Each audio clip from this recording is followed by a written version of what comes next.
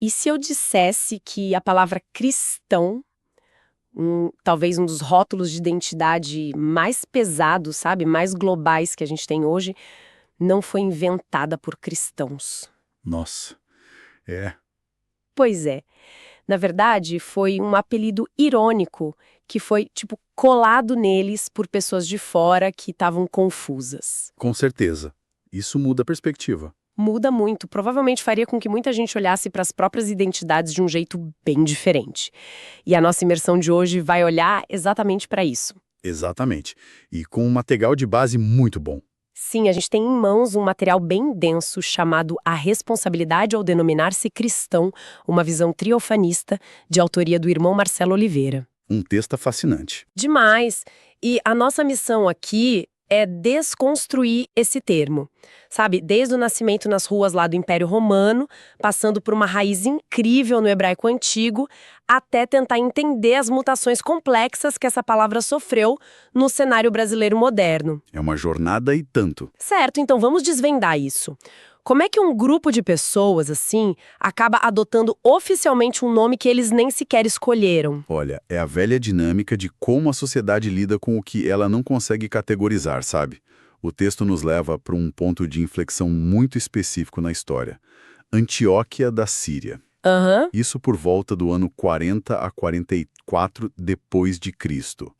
E tipo, até aquele momento, os seguidores de Jesus tinham um vocabulário próprio para se descrever. Ah, termos internos, né? Isso, termos de intimidade como discípulos, irmãos, santos ou seguidores do caminho. O caminho, sim. Eram palavras de pertencimento interno que faziam todo sentido para quem estava dentro da comunidade, sabe, caminhando junto no dia a dia. Mas, bom, a sociedade ao redor não ia chamá-los de irmãos. Com certeza não. Seria tipo o equivalente hoje a um grupo de amigos que se autodenomina, sei lá, a matilha e esperar que o resto do bairro os chame assim. Não vai acontecer. Boa analogia. A imprensa ou o público sempre cria um rótulo baseado no que é mais barulhento, né, ou visível. Exato. E pelo que o documento descreve sobre Antioquia, a população local basicamente ouvia esse grupo falar o tempo todo de um líder O tempo todo. e decidiu usar o sufixo latino "ianos", que, pelo que eu entendi, significava partidários de ou escravos de. Então eles cunharam o termo cristianos. Literalmente, os partidários de Cristo. E o que é fascinante aqui é o contexto demográfico que obrigou a criação desse rótulo. Como assim? É que Antioquia era uma metrópole absurdamente cosmopolita. Antes desse momento, o mundo exterior via o cristianismo apenas como uma facção interna do judaísmo. Uma seita, talvez? Exato. Mas em Antioquia ocorre a conversão em massa de gentios, pessoas que não eram judias. Uau! Subitamente você tem judeus tradicionais e pagãos recém-convertidos dividindo a mesma mesa, ignorando totalmente as barreiras sociais da época. O que para a época devia ser um escândalo. Um absurdo. Para a mente de um cidadão romano médio, ali em Antioquia, aquilo era uma anomalia social. Eles precisavam de um nome para colocar nessa nova caixa, já que o grupo não se encaixava nem na sinagoga tradicional, Nem nos templos de deuses romanos. perfeito, nem nos templos. Então surge de uma necessidade meio que administrativa e social, quase como tipo tentar organizar uma gaveta bagunçada. Sim, um rótulo de gaveta. Mas se começou como uma conveniência prática de moradores locais tentando entender uma anomalia demográfica, qual é o mecanismo que transforma isso numa identidade global? Porque o autor levanta um dado que me deixou chocada. Aham. Essa palavra aparece apenas 3 vezes em todo o Novo Testamento. Pois é, e a escassez do termo nos textos originais é justamente o que revela a trajetória dele. Tá. A primeira menção é essa que a gente falou, de Atos 11, o nascimento em Antioquia. A segunda menção nos dá a temperatura de como o termo estava sendo digerido pelas esferas de poder. O rei, né? Isso. Em Atos 26, temos o rei Agripa, que era a elite governante, conversando com o apóstolo Paulo. E Agripa usa a palavra cristão com uma conotação política muito clara. Espera, pausa aí. O documento cita a frase de Agripa, aquela "por pouco me persuades a fazer-me cristão"? Isso. Eu sempre imaginei isso como um quase convencimento, sabe? Um rei admitindo que a mensagem era boa, Porque o autor analisa isso como um uso irônico e político. Não seria uma super vitória de relações públicas um rei adotar o termo? Seria. Seria sim, se o termo fosse respeitado. Mas a análise do documento foca na distinção de classe que estava implícita ali. Ah, entendi. Para a elite do império, aquele movimento era visto como algo de base, controverso, desestabilizador, sabe? E muito associado a classes inferiores. Nossa. Então, o comentário de Agripa carrega um peso enorme de escárnio. É a postura de alguém no topo da pirâmide zombando da ideia de se rebaixar para se juntar a uma facção marginal. Tipo um deboche. Exato, um deboche. O rótulo cristão naquele instante ali do governo carregava um estigma criminal e político pesadíssimo. Caramba! O que torna a terceira menção do Novo Testamento uma reviravolta brilhante, sem dúvida. Porque olha só, se o Estado e a elite usam o termo para marginalizar, a primeira carta de Pedro, lá no capítulo 4, instrui: mas se sofrer como cristão, não se envergonhe. É forte demais. Muito forte. O texto do irmão Marcelo aponta para uma ressignificação total aqui. A comunidade pega o insulto e o transforma em título de honra para glorificar a Deus. Vemos a sociologia da reapropriação linguística em tempo real aí. Exato. O Estado diz: olha, nós vamos prender vocês sob essa nomenclatura pejorativa. E a comunidade basicamente responde: nós não apenas aceitamos a nomenclatura, como vamos morrer por ela sem abaixar a cabeça. Tirar o poder da ofensa, né? Sim, assumir a palavra como identidade primária é um dos movimentos de sobrevivência cultural mais fortes que um grupo pode fazer. É incrível. Só que o documento não permite que a gente fique apenas nessa superfície greco-romana dessa história. Não mesmo. Para entender a força de onde essa ressignificação tirou sua energia, nós precisamos descer para o porão teológico hebraico. Aí a profundidade aumenta. E aqui é que a coisa fica realmente interessante. A palavra grega Christos é a tradução de Mashiach no hebraico, o Messias. Isso. E a raiz disso é machar, que significa ungir com óleo. Eu fiquei super presa nesse detalhe da unção. Pelo que o autor descreve, no Antigo Testamento, a unção com óleo era o oposto de algo acessível, não é? Ah, totalmente o oposto. Era um protocolo de exclusividade máxima. Aham. Apenas 3 ofícios recebiam a unção na época: reis, profetas e sacerdotes. O óleo físico vertido sobre a cabeça não era só um simbolismo poético qualquer. Tinha um peso real. Muito real. Era uma delegação pública de autoridade e separação para uma missão governamental ou espiritual muito, muito específica. A vasta maioria da população vivia e morria sem jamais chegar perto de ser ungida. E o texto contrasta isso violentamente com a proposta do Novo Testamento, né? Ele cita a primeira carta de João, o conceito do sacerdócio universal. Isso é revolucionário. É a ideia de que, de repente, o Espírito Santo é derramado sobre qualquer seguidor. Aquela barreira de exclusividade foi pulverizada. Todos são ungidos. Todos. O que tecnicamente destitui a necessidade de uma casta de intermediários humanos para acessar o divino. Chamar a si mesmo de cristão, na raiz hebraica da palavra, é se declarar um pequeno Cristo. Exato, um pequeno Cristo. É ser alguém que carrega a mesma delegação de autoridade do líder. Se conectarmos isso com um panorama maior da vida em sociedade daquela época, essa democratização do acesso ao divino era algo absurdo. A responsabilidade de carregar esse título, como o autor bem argumenta, exige alinhar o caráter aos frutos do Espírito. Aqueles descritos em Gálatas, né? Isso, amor, alegria, paz, domínio próprio. Não é uma unção para dominação política como a dos antigos reis. Sim. Mas é uma unção para serviço e imitação contínua do caráter do Messias. O autor usa uma analogia para explicar essa imitação que eu achei impossível de ignorar. O cheiro do óleo. Ah, essa parte é muito boa. Ele lembra que a unção no Antigo Testamento envolvia óleos altamente perfumados. E traz isso para a teologia citando Paulo falando sobre os cristãos deverem exalar o bom perfume de Cristo no cotidiano. Uma imagem poderosa. Muito. E eu fiquei pensando na mecânica de um perfume em um ambiente físico. Tipo, se alguém entra numa sala fechada usando uma fragrância super intensa, a qualidade do ar muda imediatamente. Sim, exato, você sente na hora. Você é forçado a notar a presença mesmo sem olhar para a pessoa. A provocação do texto é que carregar o nome cristão altera a atmosfera ética dos lugares. Seja fechando o balanço financeiro lá na empresa, lidando com um conflito no trânsito ou educando uma criança. O que basicamente dissolve a separação entre o secular e o sagrado, né? Nossa, sim. A unção hebraica deixou de ser um evento confinado à arquitetura de um templo e passou a ser a própria capacitação para a vida ordinária, para a rotina. E isso, claro, cria um peso de responsabilidade colossal sobre o rótulo. Com certeza. A partir do momento em que qualquer ocupação diária pode ser consagrada através dessa atmosfera ética, falhar em exalar esse comportamento no cotidiano torna o uso da palavra vazio. Fica sem sentido nenhum.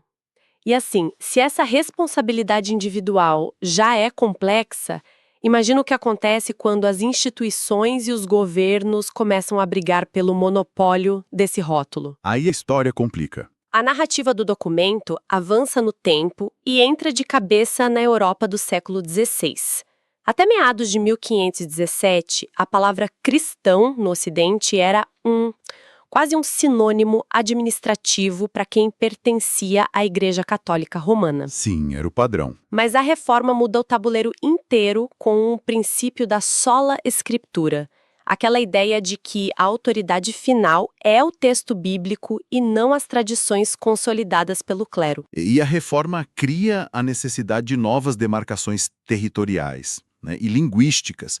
O material aborda a origem do termo protestante e a mecânica desse surgimento é, reveladora sobre como a política sempre tenta engolir a fé. E eu quero focar nisso. Como é que um termo que hoje define a identidade espiritual de centenas de milhões de pessoas nasce, segundo o texto, de uma manobra política de príncipes alemães? Eu fiquei passada. Pois é, isso acontece na Dieta de Spira, lá em 1529. Naquele momento histórico, Igreja e Estado operavam como um sistema nervoso unificado, eram a mesma coisa, praticamente. Quando um grupo de príncipes e cidades imperiais decide formalmente protestar contra as decisões do imperador... O imperador estava tentando reprimir as ideias de Lutero, certo? Exato, tentando frear o avanço do movimento. Então esse ato de desobediência civil e política se funde com a teologia. A recusa política de se submeter a um edito estatal virou a linha divisória da identidade religiosa. Uau! O termo protestante não nasceu em uma roda de oração. Nasceu num tribunal, quase. Nasceu num embate jurídico de poder. O que explica porque o próprio Lutero resistia ao termo. Sim, ele não gostava. O documento aponta que ele preferia a palavra evangelis, ou evangélico, focando estritamente na mensagem de salvação condicionada à obediência, sabe? Para tentar higienizar o movimento de ser visto apenas como uma rebelião política. Ele queria o foco no evangelho. Mas as palavras são criaturas indomáveis, né? Elas fogem do controle de seus criadores. E isso nos lança diretamente para o cenário contemporâneo brasileiro, que o autor detalha com bastante cuidado. E que desafio! Porque toda essa bagagem milenar aterrissa aqui no Brasil e sofre umas fraturas muito curiosas. O cenário brasileiro contemporâneo é talvez o laboratório mais complexo de linguística religiosa que existe hoje. Sem dúvida. O autor disseca o vocabulário cotidiano em 3 grandes blocos: cristão, crente e evangélico. Mantendo a lente imparcial do autor, ele propõe que cristão sobreviveu como termo mais abrangente e genérico possível. É um guarda-chuva, né? Sim, serve como um guarda-chuva amplo para qualquer pessoa que afirme alguma crença histórica em Jesus, independentemente de afiliação ou estrutura organizacional. É o termo de menor atrito hoje. Mas aí a gente entra no termo crente. O texto menciona que, na sua raiz etimológica e bíblica, crente é a palavra mais universal possível para quem deposita fé em algo. É quem crê. Contudo, nas ruas do Brasil, virou uma gíria altamente nichada. Como é que uma palavra de significado tão expansivo acabou encurralada para descrever um estereótipo tão específico? Isso ocorre por causa da visibilidade cultural e do impacto demográfico das missões pentecostais no Brasil ao longo do século XX. A presença nas ruas. Exatamente. Historicamente, grupos pentecostais tinham uma presença pública muito forte. Desde a pregação em praças até códigos de vestimenta muito marcados, além de uma expansão super rápida nas periferias. Faz sentido. A sociologia explica que a sociedade tende a associar um termo genérico à representação visual mais frequente e identificável que ela encontra no dia a dia. A mente cria um atalho. Exato. Então, no uso popular, crente descolou do seu significado lá do dicionário e colou na imagem cultural e específica desses grupos pentecostais. A sociedade basicamente terceiriza a definição para aquilo que ela vê no ônibus indo para o trabalho todo dia. É bem por aí. E, por fim, o autor isola o termo evangélico, ligando ele diretamente à herança da reforma europeia. O foco recai na centralidade das escrituras e na exigência de uma experiência de conversão pessoal, diferindo de uma filiação automática por nascimento. Como era comum nas tradições mais antigas de batizar bebês e já considerar membro, e a estruturação que o documento faz aqui é fundamental.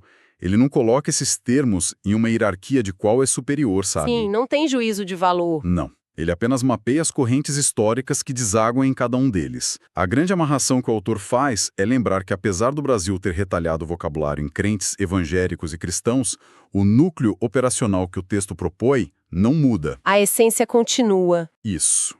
A igreja não é a placa de cimento lá na fachada, mas o ajuntamento orgânico de pessoas de fé mútua. Bom, nós cobrimos um território imenso hoje a partir desse material do irmão Marcelo Oliveira. Para sintetizar para quem está nos ouvindo, partimos de um apelido inventado por cidadãos confusos lá em Antioquia. Uma longa jornada. Descobrimos como a elite romana tentou usar a palavra como estigma criminal antes de ela ser blindada e transformada em honra pelas vítimas.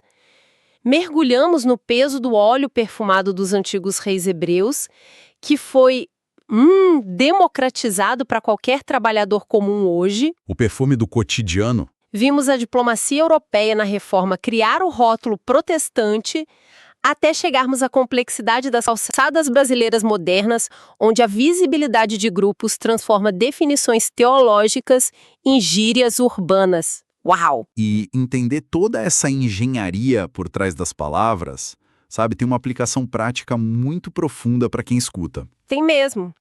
Compreender a gênese de cristão, evangélico ou crente desfaz a superficialidade com que o debate público costuma tratar esses grupos. Perceber que esses rótulos carregam sangue, decisões de impérios, reações a classes dominantes e séculos de filosofia hebraica muda completamente o modo como a gente interpreta a identidade do outro. E as identidades que nós mesmos assumimos, né? Exato. Perante a sociedade. Tira totalmente o debate do raso. O rótulo que nós lemos hoje no noticiário ou na rede social carrega um DNA histórico fascinante. E, bom, construindo em cima do próprio texto, quero deixar uma reflexão final. Algo para pensar enquanto a rotina de quem escuta continua. Manda. O documento deixa muito claro que os habitantes de Antioquia carimbaram aqueles primeiros seguidores como cristãos estritamente por causa da obsessão vocal deles. Eles não falavam de outra coisa. Exatamente, não dedicavam energia a outra coisa. O apelido foi um reflexo direto e inevitável da atenção diária deles.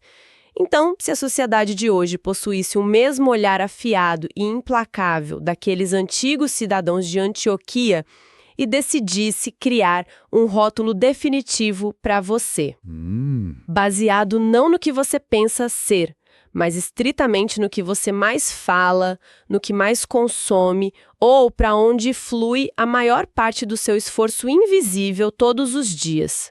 Qual seria, afinal, o seu verdadeiro apelido? Uma ótima pergunta para fechar. Cuidado com a resposta. Muito obrigada por acompanhar mais esta imersão com a gente. Até a próxima. Até lá, pessoal.